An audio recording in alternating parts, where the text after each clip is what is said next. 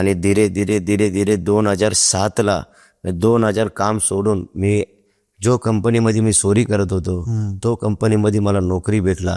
पहिला खड्डा कामाचे करत होतो.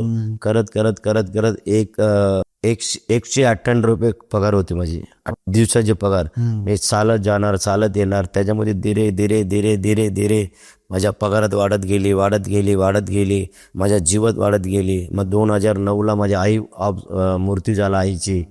आणि माझ्या जेव्हा आई 2009ला 5व्या महिन्यात मृत्यू झाली, मला ऑक्टोबर महिन्यामध्ये आमचं लग्न होतोय. म्हणजे माझ्या सहारा कोण होता? देवाच्या नेक्स्ट आई होती. ते आई गेल्यानंतर परमेश्वर मला मिसेसला दिला. म्हणजे सहारा कोणतरी पाहिजे. मी एकटं होऊन जाईल, दुःख होईल म्हणून. ते जेव्हा कुठल्या पण एवढं परिस्थिती येईल आमच्या प्रेममध्ये, किती मी मार खालो हे खालो, मग तेव्हा पण चर्च सोडत नाही होतो.